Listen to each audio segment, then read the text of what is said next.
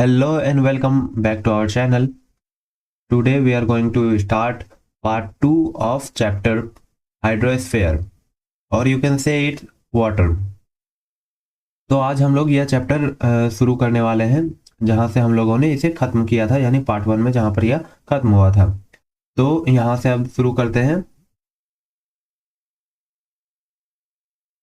इसमें है An interesting fact about the wave is that water particles do not move with the wind.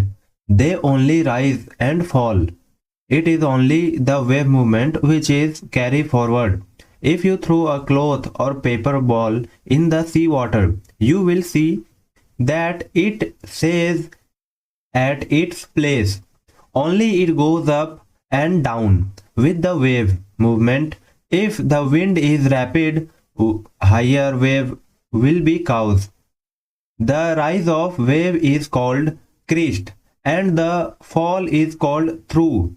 Then when the wave movement reached the coast, it crashed on the land. In addition to the wind, underwater earthquake too can cause massive wave. Such waves are called tsunami. These wave crash at the coast forcefully. They can cause damage depending on their speed and height. तो इसमें हम लोग देखते हैं कि लहरों के बारे में कुछ ऐसे इंटरेस्टिंग फैक्ट्स जानते हैं। इंटरेस्टिंग तथ्य हम देखते हैं कि पानी के कण हवा के साथ नहीं चलते हैं, वे केवल ऊपर और नीचे उठते हैं और गिरते हैं। केवल लहर की गति यानी जो वेव है, वेव की गति आगे बढ़ती रहती है। अगर आप समुद्र के पानी में कपड़ा या कागज के बने गेंद को डालते हैं तो आप देखेंगे कि वह अपने स्थान पर रहता है, केवल वह लहरों के साथ ऊपर नीचे होता है। अगर हवा तेज होती तो उच्च लहर उत्पन्न होती। लहरों की ऊंचाई को हम लोग क्रेस्ट कहते हैं, और जब लहर नीचे की ओर गिरावट होती है तो उसे थ्रू कहते हैं। जब लहर गति तक पहुंचती है तो वह भूमि पर टकराती है, यानी वह समुद्री तट पर टकराती है। हवा के अलावा समुद्र के नीचे भूकंप भी विशाल लहरों का कारण बनती है, यानी विशाल वेव बनने का कारण भी समुद्र के नीचे जब भूकंप आता है तो वो बनता है।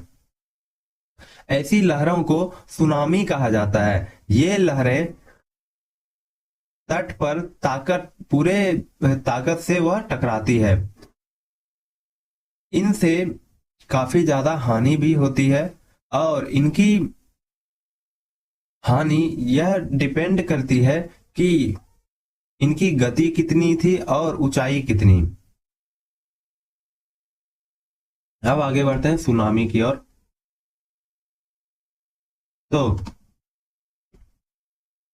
अब सुनामी के बारे में कहा जाता है, a tsunami can be caused by an underwater natural calamity like an earthquake, a volcano और a landslide in the sea bed. When these occurrences are on a massive scale, they shift a large mass of water, cause high wave. Generally, high wave are less than 15 meter in height. They are very forceful and can overturn small ship and boat. A massive earthquake can cause very high wave. The highest wave which has ever been recorded was 150 meter height. When these gigantic waves strike the coast, they cause widespread damage. You know that only the wave movement is caused. A tsunami can travel as fast as 500 to 800 km per hour and can travel thousands of kilometers without losing its power. Just imagine the kind of destruction of life and property it causes the coast. It can destroy anything that comes its way. To protect from a tsunami, Tsunami walls are built along the sea coast. Tree can also be grown on the sea coast.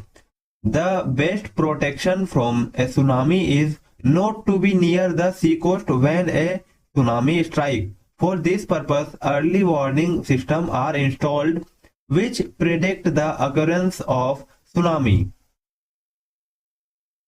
तो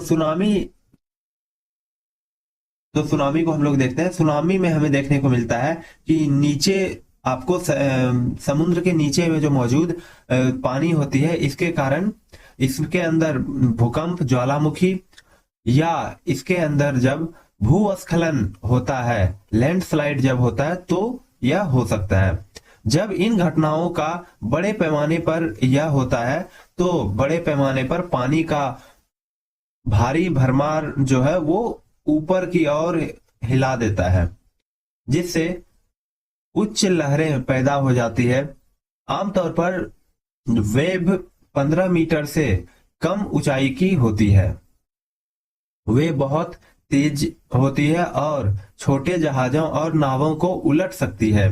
एक भारी भरकम बहुत उच्च लहरें पैदा कर सकती है। सबसे ऊंचा लहर जिसका अब तक रिकॉर्ड हुआ है वो है 150 मीटर। जब इन विशाल लहरों का तट पर आगमन होता है तो वो काफी बड़े पैमाने पर नुकसान पैदा करती है। आप जानते हैं कि केवल लहर गति की जाती है। एक सुनामी 500 से 800 किलोमीटर प्रति घंटा से चल सकती है और कभी कभी यह बिना ताकत खोए 1000 किलोमीटर की गति से यात्रा कर सकती है। तो सोचकर देखिए कि तट पर यह जीवन और संपत्ति के लिए कितना ज्यादा विनाशकारी हो सकता है। यह उसके रास्ते में आने वाली कुछ भी चीजों को नष्ट कर सकती है। सुनामी से सुरक्षा के लिए समुद्र किनारे पर सुनामी की दीवारें बनाई जा सकती है। समुद्र किनारे पर पेड़ भी लगाए जा सकते हैं।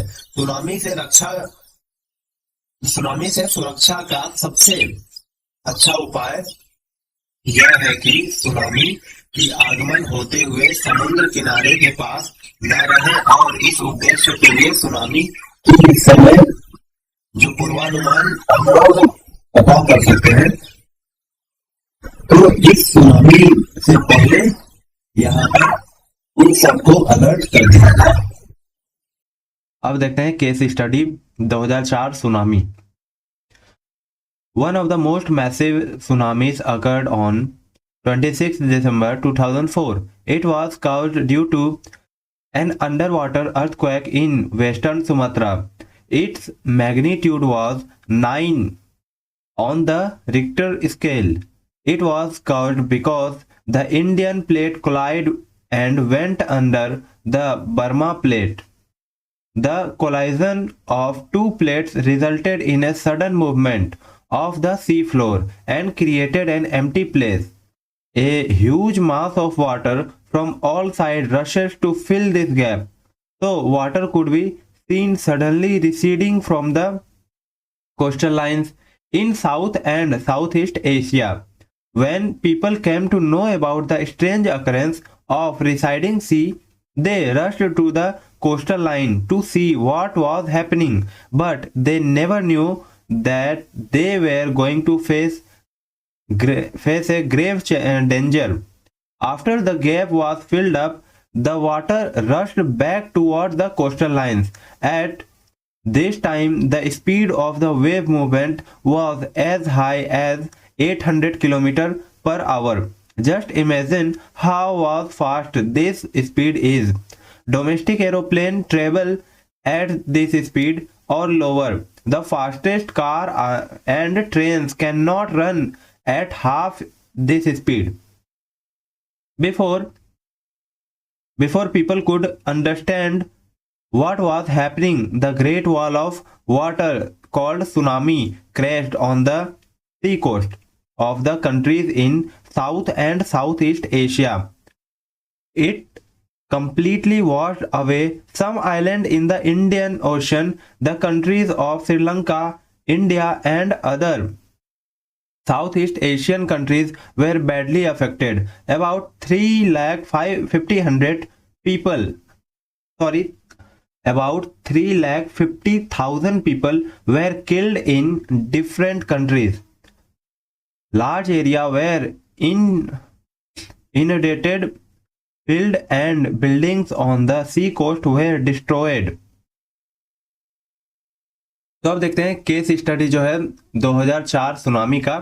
2004 में 26 दिसंबर को सबसे बड़ी सुनामी में से एक हुई थी। इसका कारण पश्चिमी सुमात्रा जो है वहां पर जल के अंदर, समुद्र के अंदर भूकंप आया था। यह भूकंप लगभग रिक्टर स्केल पर 9 मापा गया था। इसका कारण था कि भारतीय प्लेट वर्मा प्लेट के नीचे आ गई थी और यह दोनों एक दूसरे से टकरा जाती है। दो प्लेटों की टक्कर से समुद्र की अंदर एक अचानक गति आई, एक खाली जगह बन गई।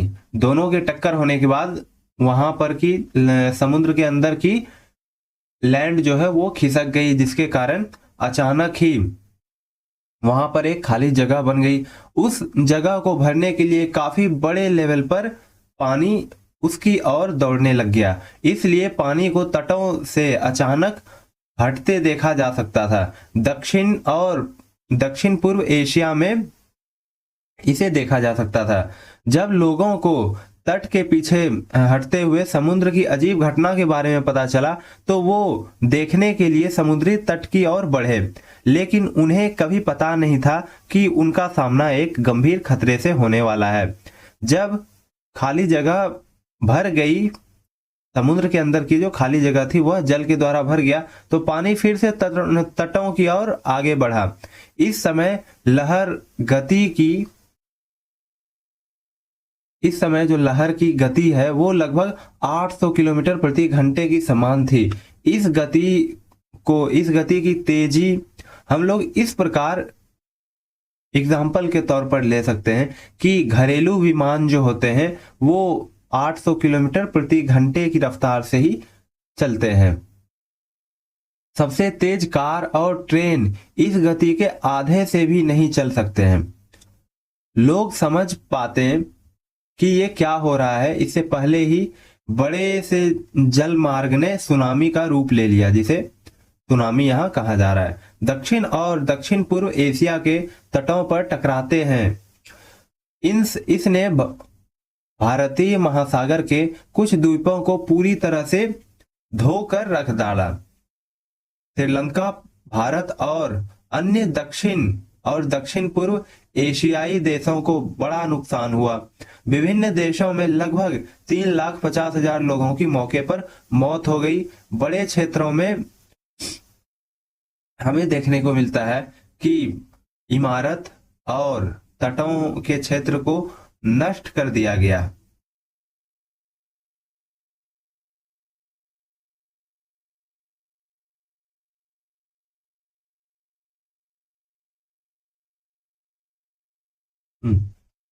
अब देखते हैं in India the state of Kerala and Tamil Nadu as well as the union territory of Puducherry suffered extensive damage to property and loss of life.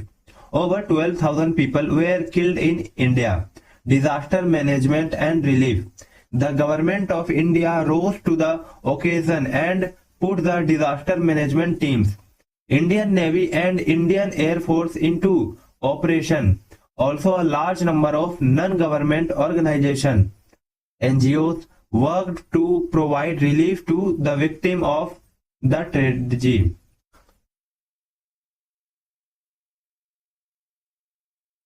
Bharat में केरल और तमिलनाडु राज्य के साथ ही पुडुचेरी संघ जो केंद्र शासित प्रदेश है में काफी बड़ा नुकसान हुआ। संपत्ति का, जीवन का यहाँ पर काफी बड़ा हानि का सामना करना पड़ा।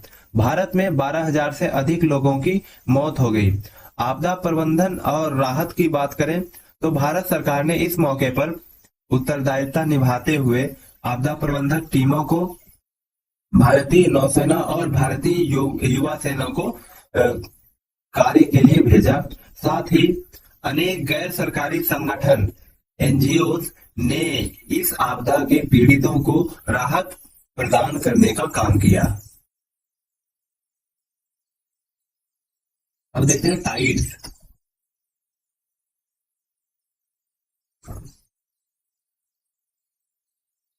If you stay on a coastal area for a day, you will find that the level of the sea water keeps changing. It is high at one time and low at another. This phenomenon is due to the tidal movement. A tidal movement is almost a regular rise and fall motion of the sea water twice a day. The interval between rise and fall is generally 12 hours 25 minutes. We know that the earth has the force of gravitation, much like the moon and the sun to have the gravity. They pull the sea water toward them, with which the level of sea water rises. The rise is called tide. When the water level rises to its highest level, it is called high tide. High tide is the shore, while the sea water recedes from the shore. It is called low tide or ebb tide. In the low tide, the water level is at the lowest. When the sun and the moon are in the same direction, high tide is called due to their combined pull. When they are in different directions, low tide is called. The earth, the sun, and the moon are aligned on the full moon and the new moon hours. Due to which high tide is called. When these three bodies are in one line, the magnetic field is called. Due to the high tide, which is called spring tide. When the sun and the moon make a high angle in relation to Earth, the lowest tide is called. This is called mid tide.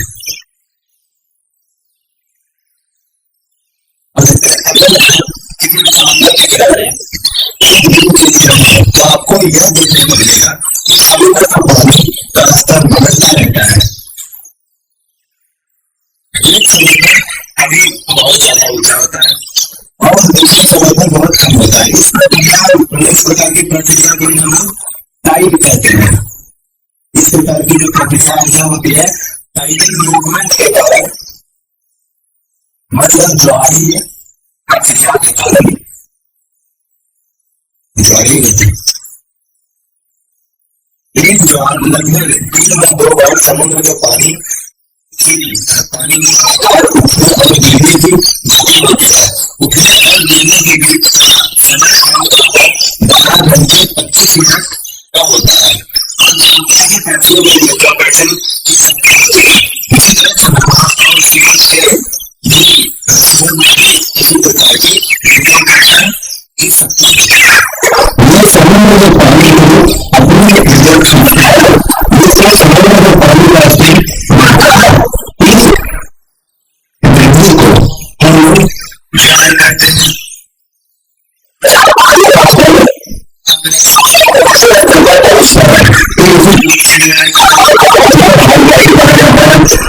उस ज्वार किनारे को